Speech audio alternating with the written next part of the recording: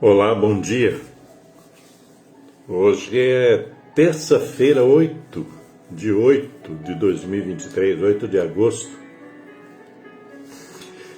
Estou gravando aqui essa live dando continuidade ao curso informal de autoestima, né? Essa parte 12,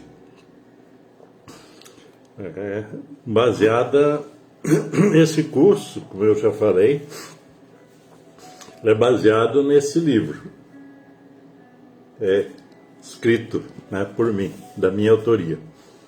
Então nós estamos, na última live eu fiz um resumo, né, dos conceitos e elementos da autoestima. Agora vou entrar naquilo que eu digo que é a parte prática, né, desse curso. Desde já, então, eu agradeço as pessoas que têm conversado comigo a respeito, mandado mensagens. E então, como eu já falei, eu estou compartilhando. Primeiro, este livro eu levei anos para escrever, tá?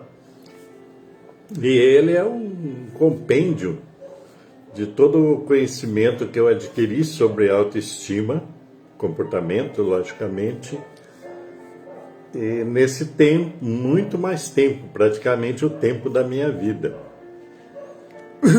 Então, achei uma forma de compartilhar com as pessoas isso. Esse é o único objetivo, é esse, compartilhar. E essa é a parte, eu vou entrar na parte 3 do livro, que chama-se Tecendo a Teia da Transformação Existencial. Quer dizer, depois de conhecer todos os conceitos e tal, os componentes da autoestima, então aqui vão alguns elementos no sentido da prática, né, da transformação existencial, já que o livro trata da autoestima, né, e trata da transformação existencial. Eu abro esse capítulo desse livro, essa parte, inspirado num poema do poeta amazonense Tiago de Mello, que diz o seguinte: caminhos bons existem, mas às vezes preferimos os atalhos, na esperança de chegar mais depressa. Porém, ante o inesperado da desconhecida trilha, são esses mesmos atalhos que circunstancialmente nos perdem de nós mesmos e da própria vida, às vezes numa passagem de ida sem volta. Isso eu escrevi porque isso me pegou muito, já faz muito tempo, né? Essa coisa de buscar atalhos. Às vezes nós temos pressa, né? Pressa de mudança, pressa de realizar sonhos, etc. E acabamos, né, caindo em algumas armadilhas por conta de atalhos que tentamos pegar, tentamos ir mais depressa, né? Pegamos alguns atalhos e acabamos nos perdendo. Essa questão dos atalhos também me pegou pelo fato de que quando eu morei no Amazonas, trabalhei lá, e trabalhei o último ano que eu fiquei lá, trabalhei praticamente o tempo todo nos rios amazônicos, navegando nos rios amazônicos e andando na floresta para cumprir a minha função, que era de fiscalizar a extração, né, de madeira, borracha e alguma agricultura que o Banco do Brasil financiava na época. Isso aí nos anos 80. Entre 81 e 83, foi que eu morei no Amazonas, tá? E eu percebia andando com os guia, tinha que ter um guia para andar na floresta, eu percebia que às vezes uma outra vez eu perguntava, né, para o guia, dizia, não dá para a gente cortar caminho? E ele me respondia, não, nós temos que seguir as trilhas que já existem, porque se pegarmos algum atalho, nós corremos o risco de nos perder dentro da floresta. Que a floresta amazônica é uma coisa exuberante e um universo infinito, né? Se você pega um atalho e não sabe para onde está indo, você se perde lá. Essa é a verdade, né? Então, eu peguei isso comigo, né? Que às vezes é melhor fazer o caminho que tem que fazer do que ficar buscando atalhos. E antes disso eu tinha lido já o Tiago de Mello, que falava em um dos seus poemas sobre esses atalhos que nos perdem.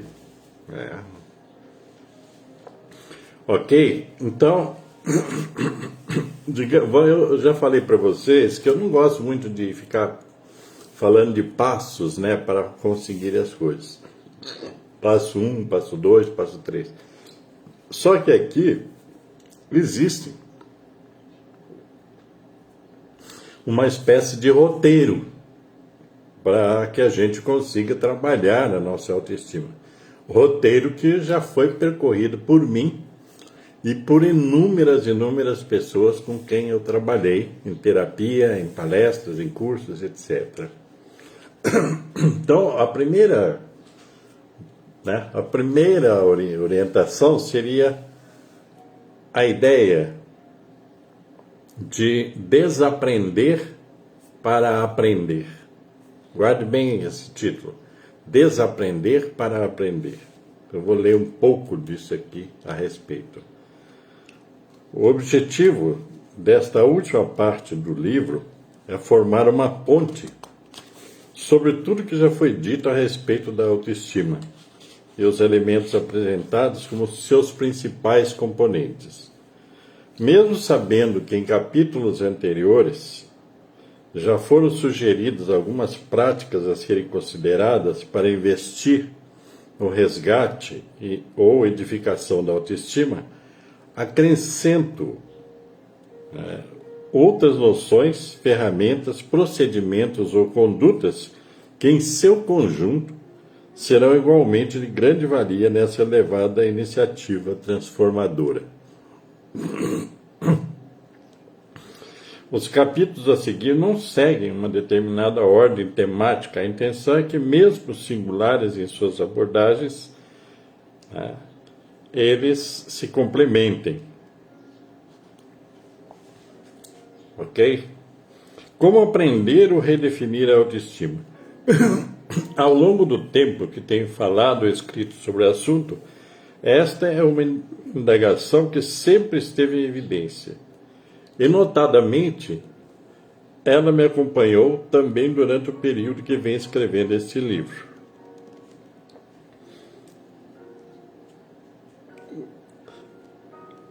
Em certas ocasiões, já elaborei e expressei algumas respostas a essa questão, mas agora, estando prestes a finalizá-lo, me veio à mente com maior clareza uma resposta que considero mais aprimorada e lógica.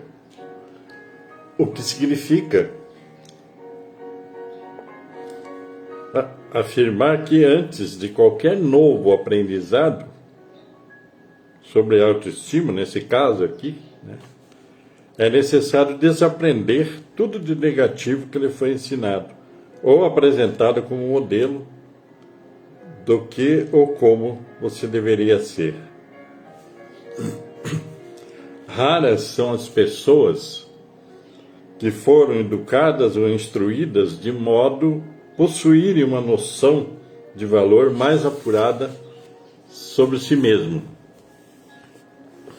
Mormente foram subavaliadas e induzidas a crerem que devem cumprir exatamente as expectativas que os outros esperam delas.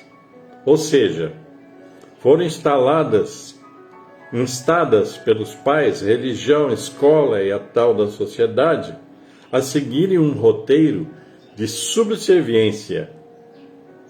Muitos entes, às vezes inconscientes, é que acabam determinando como devemos ser antes, mesmo que possamos compreender essa nossa real identidade. Isto é real. Até hoje não há um método pedagógico que nos ensine a compreender quem somos ou que, no mínimo, nos estimule a fazê-lo. O lema socrático, conhece-te a ti mesmo, continua sendo objeto de extensos discursos filosóficos, mas a própria civilização, principalmente a chamada ocidental, teme que o homem realmente se conheça. As elites dominantes firmam-se na ignorância, daí que, segundo eles, não ser aconselhável muito pensar. Para ser obediente e subserviente, não é necessário pensar. Pensar não faz bem para quem deseja deixar as coisas como estão. Manter o status quo, permanecer na chamada zona de conforto. Para quem não quer mudar nada, conformar-se e seguir a matilha. Levar a vida de gado, como canta Zé Ramalho. Em termos práticos, é imperativo desconstruir os pilares interiores que sustentam os seus medos e a crença de que você é sempre menos, que é incapaz de ser melhor, de conquistar ou realizar algo mais elevado em sua vida. Se você realmente nutre o desejo de iniciar-se no aprendizado da autoestima, não há como furtar-se de reaprender a si mesmo e sobre si mesmo e como interagir de modo satisfatório com os desafios que se apresentam quando se escolhe um novo modo de viver. Veja bem, só essa parte aqui, né, já dá muita coisa para a gente falar. Tá? Esse desaprender para aprender. Por quê? Porque quando você está buscando uma transformação existencial, né, e logicamente essa transformação existencial ela é positiva, porque só alguém muito sem noção é que vai querer mudar para ficar pior, né? Então, quando se trata da busca de transformação existencial, isso em todos os níveis, tá? Seja no campo material ou, inclusive, principalmente no campo espiritual, é preciso desaprender aquilo que foi aprendido no passado, ou pelo menos parte daquilo que foi aprendido no passado. Porque a ideia é de que o ensinamento passado, ou desensinamento, né, ele foi feito em condições precárias. E isso é real, tá?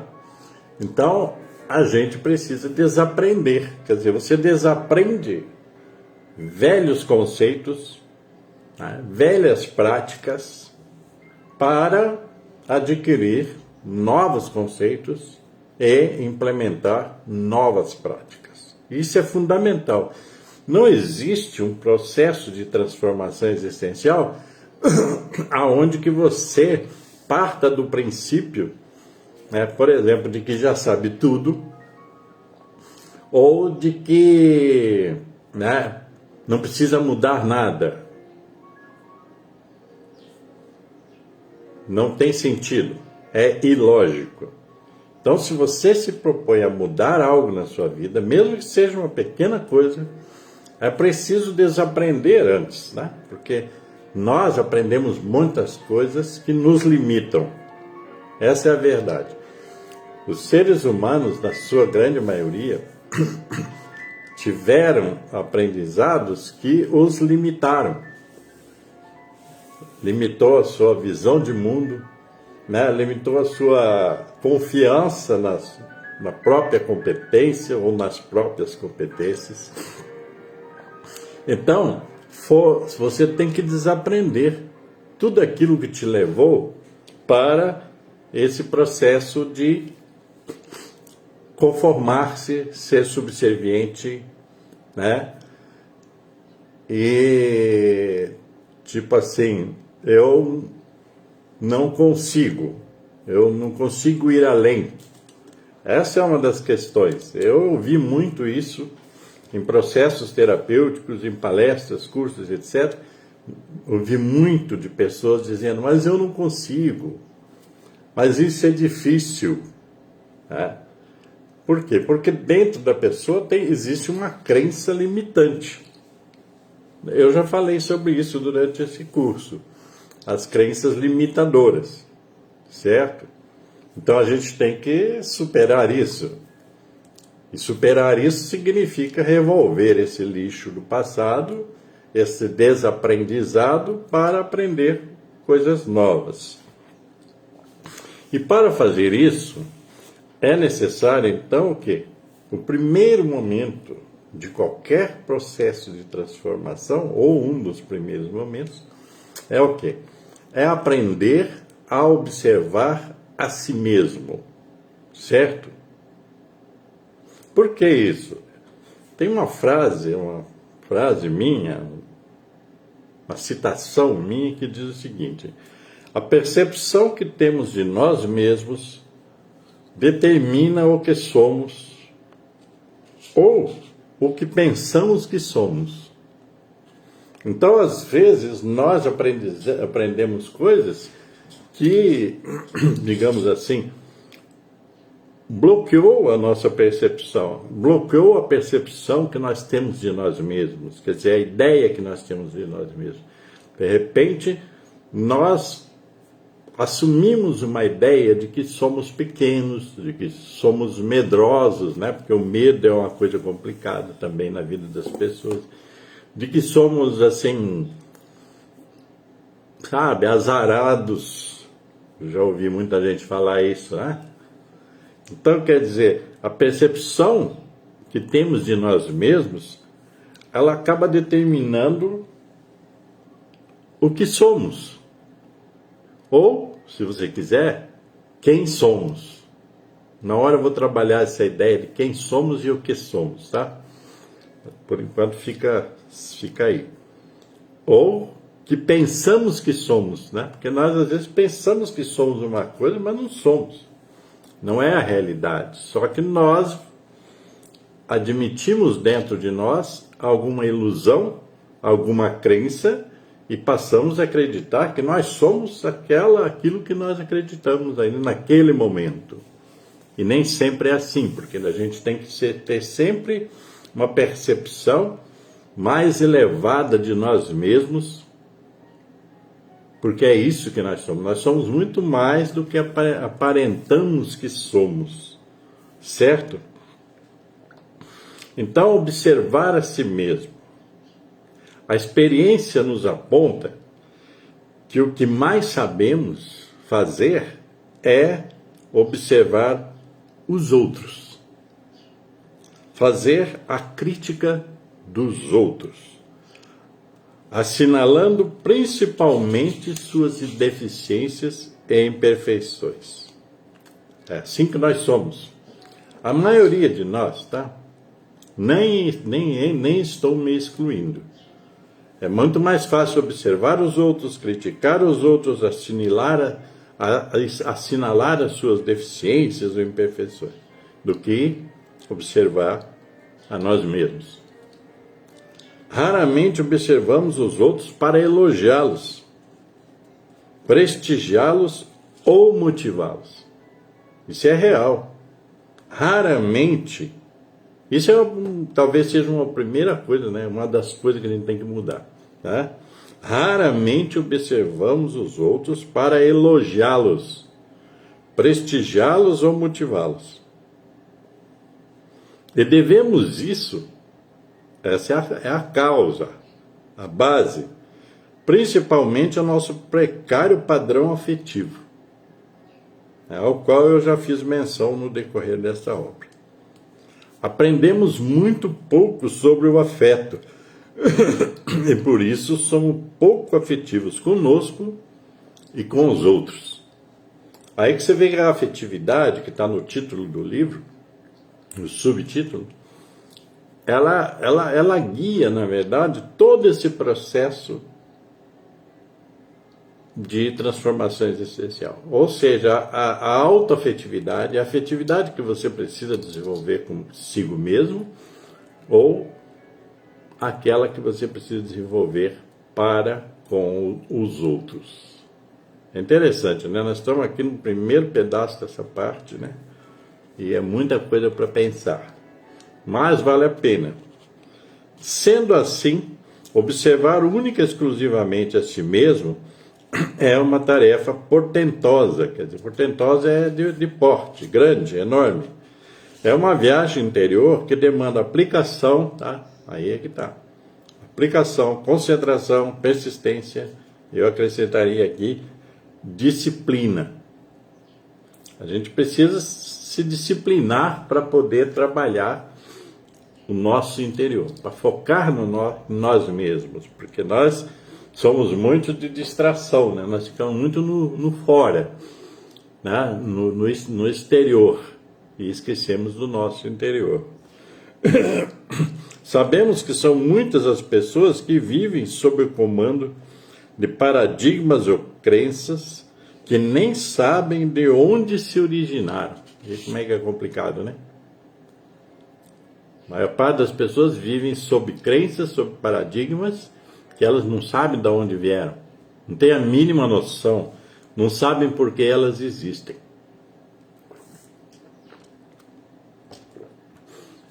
E isso é ruim para a vida. Então a gente precisa saber de onde vêm as nossas crenças. Aqueles paradigmas. Paradigmas é aquelas ideias que as pessoas dizem, isso é isso, aquilo é aquilo, certo? Então, você de repente passa a acreditar nessas coisas e não pergunta, de onde surgiu isso? Para que serve isso para mim? Para que serve, né? Isso é um título bom, né, para a gente trabalhar também. Para que serve alguma coisa?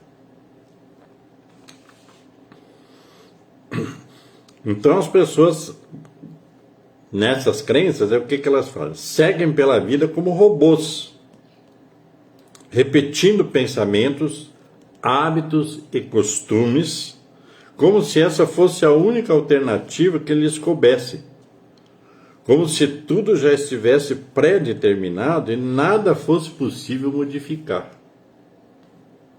Vivem preocupadas as pessoas em não desagradar os outros, como se o que os outros pensam ou falam fosse o fato mais extraordinário da vida. Ora, os outros são os outros, e muitas vezes mal sabem o que é bom para eles mesmos. Então, por que atrelar a sua existência incondicionalmente a eles? Cegos não guiam cegos.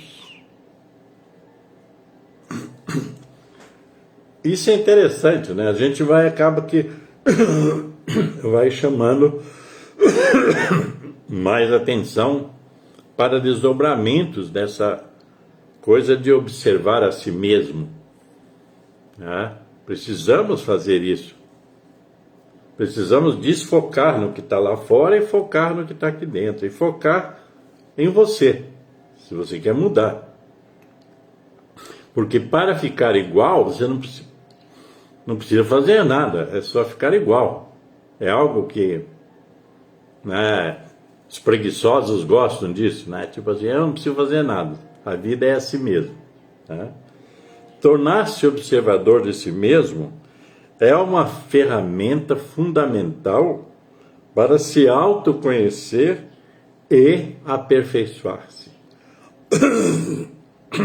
Na prática, o exercício da autoobservação é um aprendizado imprescindível em toda a busca de transformação existencial. Toda a busca de transformação. Toda ela. Se você não observar a si mesmo, como saberá o grau de conhecimento que tem sobre você? Como? Os outros vão dizer, os outros vão observar por você? Não. Você é que tem que se auto-observar. Como saberá quais os valores, princípios, crenças ou preconceitos que regem a sua vida? Como saberá o que deve ser aprendido ou mudado? Como reconhecerá as suas deficiências ou seus pontos fracos? Como irá perceber suas potencialidades e investir nelas? Como definirá seus objetivos ou propósitos? E como terá clareza dos rumos para atingi-los? Como avaliará a qualidade da sua comunicação? São tantas perguntas que, ao se tornar um excelente observador de si mesmo, você encontrará as respostas. Veja bem, eu estou aqui lendo uns pedaços para vocês e vocês vão observando que essa questão da autoobservação, ela é fundamental, é o princípio, é o básico, né, da transformação. Eu lembro assim de muitos clientes que no começo tinham dificuldade, né, muita dificuldade de observar a si mesmo. Eles falavam uma frase, na outra já vinha falando sobre alguém. Porque fulano, porque ciclano, porque meu pai, porque minha mãe. Então, é um aprendizado que necessário, certo? Não tem como escapar disso. A gente às vezes fica querendo, como eu disse lá no princípio, atalhos. Mas como é que eu faço isso? Né? Eu lembro de uma pessoa que uma vez chegou para mim e disse assim: eu quero que o senhor, doutor, me dê o pulo do gato, como o senhor deu pro fulano de tal. Eu não dei pulo de gato para ninguém. As pessoas descobriram o seu pulo de gato, quer dizer, descobriram a sua saída, descobriram alguma saída. Não é você, não é o psicólogo, psicanalista, psicoterapeuta, seja lá quem for, o padre, o pastor que vai mostrar para você o caminho. Você que tem que descobrir esse tal do pulo do gato, certo? A gente precisa então entender que não vamos encontrar facilidades para essa superação existencial, mas devemos estar preparados para enfrentar as dificuldades desse processo. É isso. Porque veja bem, se você quer mudar, se você quer melhorar o seu padrão afetivo, se você quer melhorar a sua própria vida, por que você não pode se esforçar para fazê-lo? Por que você tem que fugir do esforço? Não tem como fugir do esforço. A vida requer esforço para que você viva melhor. Um exemplo pessoal. Esse é um exemplo meu que eu citei no livro. Houve um tempo em que fiquei incomodado comigo mesmo, pois percebi que estava sendo muito crítico com as pessoas e com tudo. Qualquer comportamento, opinião ou alguma expressão de alguém, lá estava eu a criticar. Até às vezes, até em pensamento eu criticava. O incômodo foi tanto que resolvi usar da ferramenta da autoobservação, visando encontrar uma saída e posição desconfortável e desarmoniosa em que me encontrava. Aí o que eu fiz, né, gente? Eu vou resumir isso aqui. Resolvi tirar um dia para me auto-observar, focando no meu criticismo. Antes do fim do dia, eu já tinha tirado as minhas conclusões. Não precisou nem o dia inteiro. Confesso que me causou um forte impacto perceber quanto eu estava sendo exageradamente crítico em meu dia a dia. Criticar, nesse caso, então, era um vício. Depois dessa constatação, que eu estava viciado em criticar, né? Fiquei assombrado, né? Passei a praticar a flexibilidade, certo? Resolvi transformar cada pensamento ou expressão contaminada pela crítica em autoconstrutivo. Comecei a aprender a dar feedbacks positivos para as pessoas, quer dizer, dar respostas positivas, respostas que estimulassem.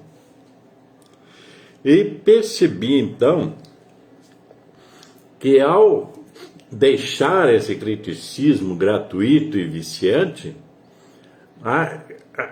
as minhas relações, né, com as pessoas, eu trabalhava muito com grupos nessa época, né, individual e grupos, eu comecei a perceber que as relações ficavam muito mais leves, muito mais suaves.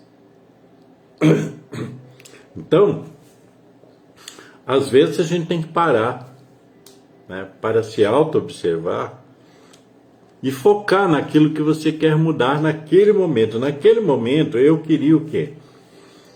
Parar de criticar os outros gratuitamente, tá? Me achar o suprassumo de tudo, né? E parei. Então eu passei o quê? Quer dizer, eu observei, eu comecei a desaprender o criticismo para aprender a ser estimulante para as pessoas, né? Para aprender a ser mais afetivo com as pessoas, mais carinhoso com as pessoas, mais, né, digamos assim, mais suave com as pessoas, ter mais compaixão das pessoas, etc. Veja só, é um momento que você para se observar seriamente, honestamente, né? Você pode mudar algo que vai se transformar numa grande coisa em sua vida. Entende? Então,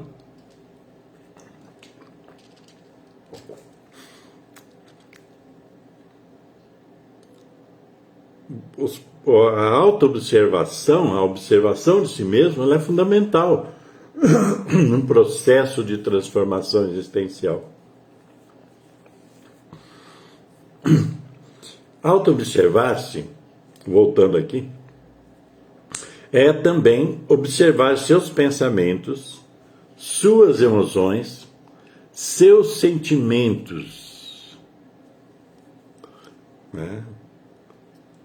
Quais os pensamentos que mais lhe ocupam a mente? Eles são positivos ou negativos? Quais as emoções que mais lhe tocam? Sentimentos positivos ou negativos? Sentimentos de raiva, angústia, frustração, mágoa ou descontentamento, alegria, amor? Qual a percepção que você tem de si mesmo? Como você se vê? Como uma pessoa bem-sucedida, empreendedora, arrojada e assertiva? Ou como uma pessoa perdedora, aquela que nada dá certo, que sente pena de si mesmo, que tudo é muito difícil, sofrido? Quanto mais você se auto-observar e indagar a si próprio, melhor. As respostas estão dentro de você. Existem pessoas que fogem dessa autoobservação. certo? Existem pessoas que fazem isso. E não são poucas pessoas que fogem dessa autoobservação, que ficam tentando enganar a elas mesmas, dizendo, mas eu sou uma pessoa muito boa, mas eu sou não sei o que, eu sou não sei o que lá. Isso acontece comigo porque tem que acontecer. Será? Será que tudo que acontece com você tem que acontecer? Você não tem domínio nenhum sobre a sua vida? Muitas escolhas que você fez provavelmente te levaram aonde você está. Essa é a realidade. Se você não reconhecer isso, nunca você vai mudar. Vou repetir. Muitas escolhas que você fez no passado é que te trouxeram a esse momento presente. E muitas escolhas que eu estou falando dessas negativas. Então, você não pode melhorar as suas escolhas agora, no presente e daqui para frente? Pode. Então, não precisa se responsabilizar pelas suas escolhas. Essa é a questão que está dentro do processo da autoestima. Responsabilizar-se pela sua vida. Então, veja bem, tornar-se observador de si mesmo requer ainda usar com maior eficiência a sua inteligência racional e lógica a fim de fazer as conexões necessárias para extrair o aprendizado do passado e aplicá-lo no presente. Por isso que tem que fazer essa autoobservação profunda. Isso solicita o quê? Interagir com todas as suas dimensões existenciais, espiritual, mental, emocional e física, visando fazer aflorar em si novas perspectivas vivenciais e transformadoras, para alcançar a excelência do seu modo de vida, ou em seu modo de vida. Buscar a essência dos saberes sobre si mesmo e o universo.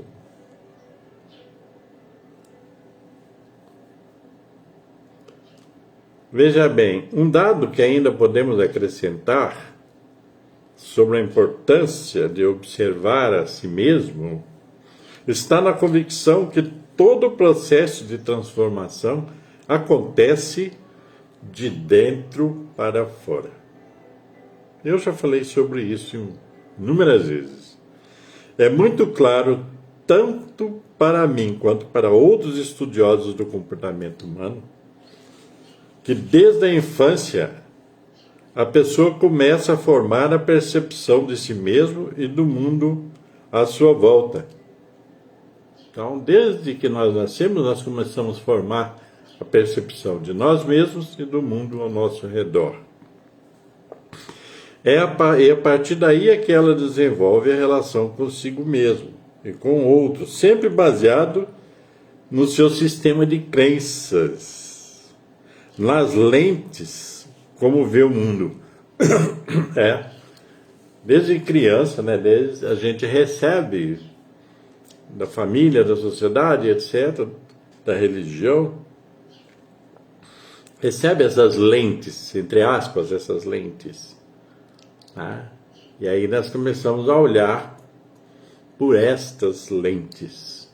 Essas lentes que não são nossas, são dos outros.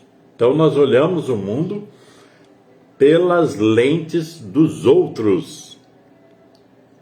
É complicado isso. Você tem que enxergar o mundo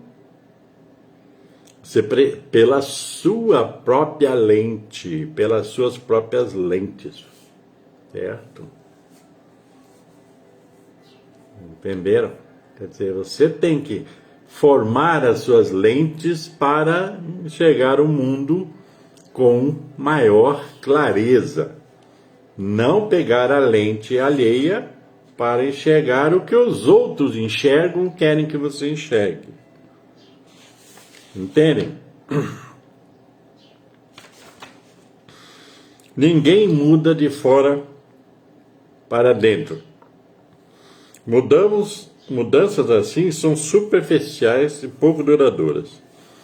Essas mudanças de fora para dentro, aqui na internet tem um monte de gente ensinando isso, tá? Mudança de fora para dentro. Faça isso para ser feliz, faça aquilo para ter sucesso. Quer dizer, você não precisa pensar, vai lá e faz aquilo que o outro está dizendo para você. Tá? Os tais influencers, né, que tem aí por aí na internet. Tá? Então, é a lente dos outros. Você fica comprando a lente dos outros para enxergar a vida, o mundo. Você tem que desenvolver a sua própria lente. Você tem capacidade para desenvolver isso. A pior coisa que o ser humano pode fazer é se sentir incapaz. Né? Então, sinta-se capaz de transformar a sua vida, transformar qualquer coisa que venha ser importante para você. Né? Ninguém muda de fora para dentro. Mudanças assim são superficiais, pouco duradouras. Ninguém muda se não souber o que condiciona seus pensamentos, hábitos e atitudes. Tá vendo? Uma síntese aí, né? Ninguém muda se você não saber o que está condicionando seus pensamentos, seus hábitos, suas atitudes, suas condutas. Se você não sabe o que condiciona tudo isso, como é que você vai mudar? Porque alguém disse que você tem que seguir 3 passos para ser feliz? Você não sabe o que condiciona o seu estado de infelicidade? Então como é que você vai mudar o quê? Você vai fazer esses passos como? São os atalhos que eu já falei lá atrás. Não basta só pensar positivo, certo? Faz-se necessário despedir-se de toda negatividade advinda da sua formação e descobrir ou estabelecer novas referências positivas para ter sucesso nessa jornada evolutiva que é a vida. Entendem? Gente, eu vou parar por aqui. Nem sei quanto tempo já foi, né? Já foi tempo bastante. Aqui no YouTube você pode assistir o vídeo de pausado, né? Você assiste um pedaço hoje, outra amanhã, se for interessante. Então, eu vou encerrar por aqui porque eu mesmo estou pasmado aqui com o tanto de informação que tem só nessas, né? Meia dúzia de páginas do meu livro, né? Às vezes eu nem acredito que foi eu que escrevi, tá? Mas eu acredito sim, tá? Porque é muito estudo para poder chegar a isso. Então, minha gente, vou deixar com vocês todas essas reflexões. E vocês, eu gostaria muito que vocês, se estão assistindo no YouTube, dá lá o seu like, faça o seu comentário, nem que seja um comentáriozinho pequenininho, mostra que você existe. Compartilhe com os seus amigos, com os seus familiares. Se você assistir esse vídeo no YouTube, porque eu estou aqui, estou lá, né? Compartilhe, inscreva-se no meu canal, que você sempre vai ter reflexões desse gênero aí, nos meus canais, digamos assim. Ok? O propósito único e exclusivo aqui é compartilhar com você aquele conhecimento que você pode transformar em ferramenta para mudar a sua vida. Para muito, muito, muito mais melhor, como diz o outro. Mais melhor, né? Tá vendo? É isso, gente. Então, paz e luz para vocês todos e até a próxima.